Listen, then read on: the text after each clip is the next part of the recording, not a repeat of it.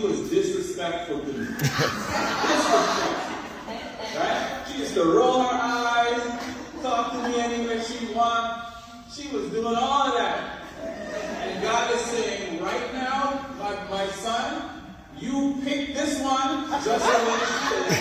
Now what I'm going to ask you to do is wash her with the word. Use your leadership skills that I gave you to bring out the best in her. How do you love her? Well, love is patient. Love is kind. Love doesn't keep record of wrong. That love.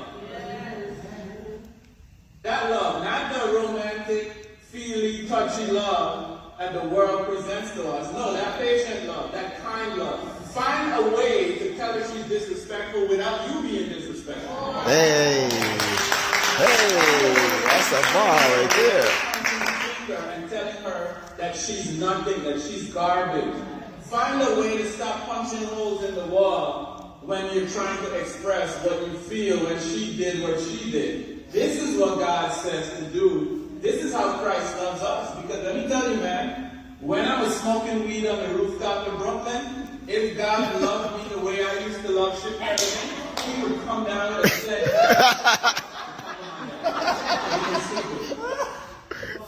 but that's not what he did. What he did was he allowed me to finish my split.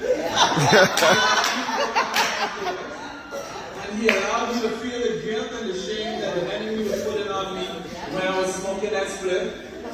And then he dealt with me in my quiet time. And he said, son, you don't need that stuff. Son, you don't need to do all that foolishness.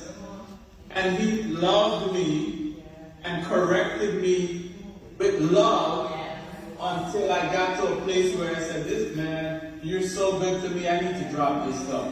I'm high on you. I'm high on your love. I don't need this stuff. Right? So this is what Christ is saying. This is how I call you to love your wife. And when he talks to us, women, to women, this is how I call you to honor and respect your husband. Yeah, he ain't going to church with you, and yeah, he home drinking beer, and he telling you, yeah, the car got gas in it, take the children to church. Well, he's still calling you to respect that man and love him and bring him up because of your love and not your criticism. And so, are you ready to do that at this point in single life? Or do you think that you need some more Jesus in you before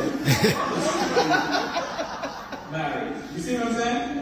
So it's not a matter of does God want you married or not. If you know God says, yeah, you're supposed to be married, now are you preparing yourself for this type of operation so that you can be successful at what God is calling you to do? And so these are some of the gems that God had to give us so that we can do this properly. Let's look at some of the mechanics, because I want to get into some mechanics, and I'm going to give Sharon the rest of the stage. I need 5 minutes, and I think I'm going to leave you with 50. All right, Sharon? So, meeting each other's tangible needs. Here are some of the things that we discovered we had to do as married people to make our relationship work. And you judge yourself on this right now. Am I there yet? Or do I need God to really fill me, and do I need the fruits of the Spirit to still come into me because I'm not there yet, right? Because you're gonna need the fruits of the Spirit to be able to do all this stuff I'm talking about. His needs, ladies. Here are some of his needs.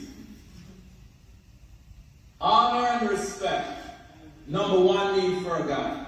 And everything that you say and do to this guy has to be coded with a spirit of honor and a spirit of respect. So it's not what you're saying, it's how you're saying it. It's not you tolerating everything he does, but when you do come to him to correct or maybe complain about an issue, have you developed the skills to say what you need to say and still honor him? That's what this need is all about. It's about developing the skills to honor him in your actions and your word. Number two, sex is a need for him. Amen. Are you in a place in your life where you could put it down without the past coming back to get you? And what do I mean by that? This is sensitive, But a lot of people we counsel, the women came from broken past. We counseled a couple recently where a family member was molesting her. Father was molesting her. Now she's married and she's struggling with meeting the need for her husband's sex.